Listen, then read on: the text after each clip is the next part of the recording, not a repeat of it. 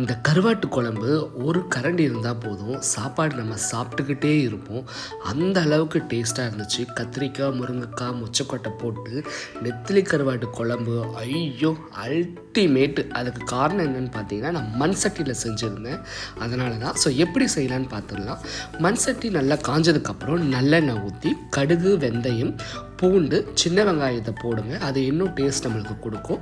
அது கூட காரத்துக்கு ஏற்ற மாதிரி பச்சை மிளகாய், அதுக்கப்புறம் ஃப்ரெஷ்ஷான கருவேப்பிலை, அதுக்கப்புறம் 2 தக்காளி நல்லா சின்ன சின்னதாக கட் பண்ணி மேலே உப்பை போட்டு நல்லா லோ ஃப்ளேமில் வதக்குங்க. ஓகே, ஹை ஃப்ளேமில் வதக்க வேண்டாம், அடி பிடிச்சிரும். லோ ஃப்ளேமில் வதக்கிட்டே இருக்கும்போது ஒரு கைப்பிடி அளவு கொத்தமல்லி இலையை போட்டுட்டு மஞ்சத்தூள், அதுக்கப்புறம் வீட்டில் அரைச்ச குழம்பு மிளகாத்தூள் அது மட்டும்தான் ஆட் பண்ணியிருக்கேன். வேறு எந்த மசாலாவும் ஆட் பண்ணலை. அது நல்லா வானதுக்கப்புறம் சரி கருவாட்டு குழம்புக்கு காய்கறி போடலாம், என்ன வேணால் போடலாம். நான் இன்றைக்கி எடுத்தது கத்திரிக்காய், முருங்கைக்காய், அதுக்கப்புறம் மெயினாக மொச்சக்கொட்டை. இது ஃப்ரெஷ்ஷான மொச்சக்கொட்டை. சில பேர் காஞ்ச மொச்சக்கொட்டையை ஊற வச்சு அவிச்சு கூட போடலாம், அதுவும் டேஸ்ட்டாக இருக்கும். அதுக்கப்புறம் நெத்திலி கருவாடை நல்லா தலையெல்லாம் கிள்ளி சுடு தண்ணியில் நல்லா வாஷ் பண்ணி எடுத்துட்டேன். பாருங்கள், அந்த நெத்திலி கருவாடை பார்க்கும்போது பச்சையாகவே எடுத்து சாப்பிடணும் போல் இருக்குது. ஸோ அதை நல்லா போட்டு நல்லா பெரட்டி விடுங்க. ஓகே, இந்த கருவாடு மணப்பாடில் வாங்கினது. ஓகே, அங்கே ரேட்டும் நல்லா அஃபோர்டபுளாக இருந்தது.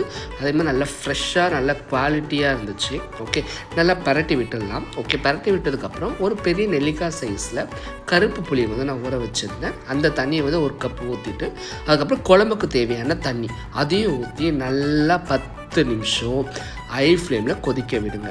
அதுக்கு முன்னாடி உப்பு காரம்லாம் கரெக்டாக இருக்கான்னு பார்த்துக்கோங்க. ஏதாவது கம்மியாக இருந்தால் அதையும் ஆட் பண்ணிக்கலாம்.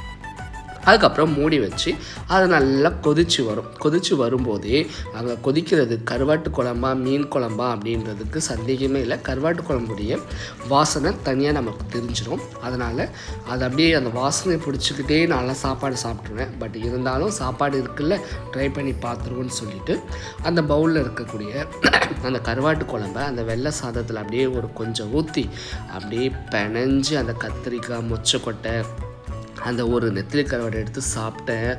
அப்பா, அவ்வளோ டேஸ்ட்.